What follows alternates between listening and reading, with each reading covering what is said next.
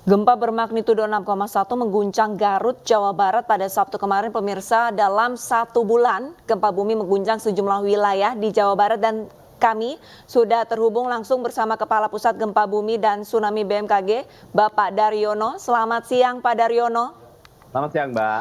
Pak Daryono, ini sudah kali kedua wilayah Jawa Barat ini dilanda gempa. Ini sebenarnya apa yang mempengaruhi Jawa Barat ini bertubi-tubi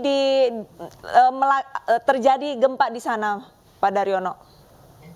Iya, Mbak. Jadi ini adalah sebuah konsekuensi kita tinggal di batas lempeng tektonik ya, di mana lempeng Australia menunjam ke bawah Jawa Barat, di bawah Jawa. Dan di situ ada bidang kontak antar lempeng yang disebut sebagai tsunami gatras, tetapi lempeng yang tertunjam itu masih terus ke bawah sampai ke bawah Jawa Barat, di bawah megatras, dan disitulah kemarin terjadi deformasi atau patahan dari lempeng Australia ini dan memancarkan gelombang gempa berkekuatan 6,1. Nah, gempa ini kita menyebutnya sebagai gempa di dalam lempeng Australia, gempa lempeng. Gempa di dalam lempeng atau intraslab earthquake ya. Ada ahli juga menyebut namanya ini Benioff earthquake. Jadi ini memiliki karakteristik ground motion atau guncangan yang sangat kuat, lebih kuat dari gempa-gempa sekelasnya untuk sumber gempa lain. Ya, Pak Daryono, gempa yang terjadi di Garut kemarin ini apakah dipengaruhi juga dengan gempa sebelumnya yang ada di Cianjur beberapa pekan lalu, Pak? Antara gempa Garut dan gempa Cianjur tidak ada hubungannya karena berbeda sumber dan berbeda mekanisme.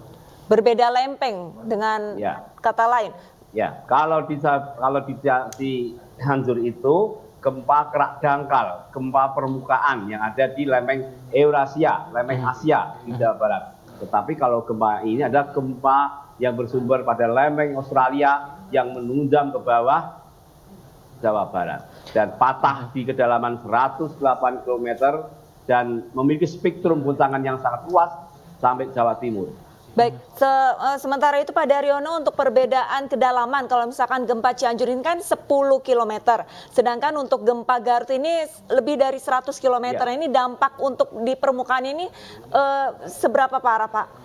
Ya, tentu saja lebih parah yang kedalaman 10 km yang di Cianjur. Dan gempa di Garut ini sebenarnya bisa berpotensi merusak karena cukup dalam 109 km, maka terakumulasi atau terserap oleh lapisan bumi. Tetapi seandainya berkedalaman 60 saja bisa terjadi kerusakan yang cukup banyak. Pak Daryono, ini mengingat kerusakan yang cukup meluas sekali dan 1 bulan terakhir ini Jawa Barat diguncang gempa. Imbauan untuk warga seperti apa Bapak agar terjadi mengantisipasi adanya korban jiwa kembali, Bapak? Iya, bagi masyarakat Jawa Barat ini adalah sebuah risiko tinggal di daerah batas lempeng, di mana sudah banyak sekali patahan aktif, sehingga masyarakat dalam membangun bangunan harus memiliki struktur yang kuat karena gempa tidak memudah, tidak melukai, tapi bangunan yang roboh itu yang menyebabkan. Sehingga juga perlu belajar cara selamat saat terjadi gempa, bagaimana evakuasi, merencanakan tata ruang yang berbasis risiko gempa, dan perlu ada edukasi terus-menerus terkait dengan potensi gempa ini. Dan kalau belum bisa membangun bangunan dengan bangunan tahan gempa yang strukturnya kuat, bangunlah bangunan ringan dari kayu dan bambu yang didesain menarik. Baik, terima kasih banyak Pak Daryono, Kepala Pusat Gempa Bumi dan Tsunami BMKG. Semoga masyarakat ini segera langsung mengantisipasi jika ada goncangan ataupun gempa, cek kembali kondisi rumahnya ya. Langsung keluar dari bangunan ataupun dan pasca gempa mungkin cek lagi kondisi rumahnya seperti apa, apakah ada keretakan agar nanti ada gempa susulan kembali tidak terjadi hal yang tidak diinginkan. Ya, terima kasih banyak Pak Daryono.